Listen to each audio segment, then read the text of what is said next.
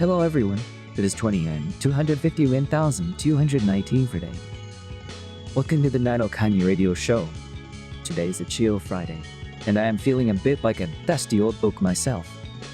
So I decided to pull a trending article from the archives to share with you all. You know, sometimes looking back at these papers is like finding a forgotten snack in your pocket. Surprisingly delightful, but also makes you wonder how long it has been there. Speaking of forgotten things, I tried to organize my digital desktop yesterday by shouting at it. But apparently, file management does not work on voice command yet. Or maybe it just chose to ignore me. Let us dive into today's topic. The title is ASR Under the Stethoscope, Evaluating Biases in Clinical Speech Recognition Across Indian Languages. The crawl is transcribing. Words in the I have 12.10,967 Vaani. It is long, but do not worry. I'm going to break it down for you. Imagine a psychiatrist's office. It is a very sensitive environment. The doctor is talking, the patient is talking, and usually, someone has to type all of that out. Manually typing a one-syllable interview takes like 5 to 8 hours. That is exhausting.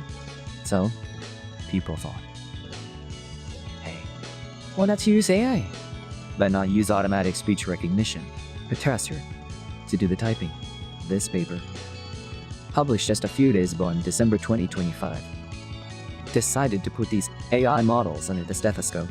Quite literally, they wanted to see if big fancy models like Whisper, Gemini, and Indian voice models like Sarvam and Vaani could actually understand medical interviews in India. We are talking about a mix of Kannada, Hindi, and Indian English. Now, here's the problem this paper is trying to solve. Most AI is trained on perfect, clean English speech. Like audiobooks or news anchors. But a therapy session, oh boy, it is messy. There's background noise from ceiling fans, people talking over each other, and lots of emotions. The researchers found that with some models like Gemini are okay.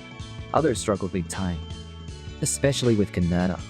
The error rate for Kannada was super high in some models, almost like the AI was just guessing.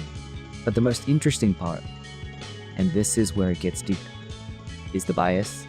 The paper found a significant gap between how well the AI understands the doctor versus the patient. The doctors usually speak in complete sentences, using medical terms. The AI likes that. But the patients, they might be crying, mumbling, acting fast because of mania, or slow because of depression. They use slang, they mix languages. The AI just fails them. The error rate for patients is way higher than for doctors. That is scary. If the transcript gets the patient's words wrong, the diagnosis could be wrong. So, how does this apply to live-day life? You might think, Nino-ani, I'm not a doctor. Let me give you 3 examples of how fixing this technology changes everything. Let us talk about music. Specifically, rap and hip-hop in regional languages. Right now, if you listen to a fast Kannada or Hindi rapper, the auto-generated lyrics on your music app are often garbage.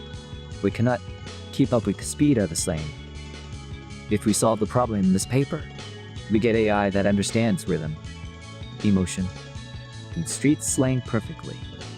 Imagine karaoke that actually works or your favorite local underground artist. Voice technology in smart homes. Think about my grandmother. She might not speak perfect robotic English. She might mix Hindi with English. You're speaking a heavy dialect, currently. She has to shout at the smart speaker 3 times to turn on the lights. This paper highlights the need of AI, which is when you switch languages mid-sentence. Better tech here means grandma can just talk naturally, and the house understands. Let us look at games. Modern video games are starting to use voice input for nerds. Imagine a horror game where you have to plead for your life to a ghost. If you are scared, your voice shakes, stutter, you scream. Carnea might understand you because you are not speaking clearly. But if we improve ASR for a patient's speech, which is emotional and broken, we can make games that understand your fear, The ghost would know exactly what you were saying even if you were crying. That would be terrifyingly awesome. Comparing this to other technologies, it is like the difference between a text search and a voice conversation. Old school transcription was just typing. Standard ASR at the text search, it looks for keywords. But what this paper pushes for is, you each took a while listening. It compares models like Sarvam, which is built for India, against global giants like OpenAI's Whisper. Sarvam actually did a decent job with timestamps, which is crucial for knowing who spoke when. But Gemini, the multimodal giant, had the lowest overall error rate, showing that big data still rules. It lacks that local nuance sometimes. The paper also mentioned something called gender bias. Andy, the error rate was actually higher for female speakers in some models. This is because of the pitch of the voice and how the models were trained. It is wild that in 2025, we are still teaching computers to listen better to men than women in some languages. It is something that really needs to be fixed. To wrap it up, this paper is a wake-up call. It says, hey, we cannot just use American AI for Indian hospitals. We need systems that understand our languages, our accents, and our emotions. Because in a hospital, every word matters. A missed knock or a confused word could change a life.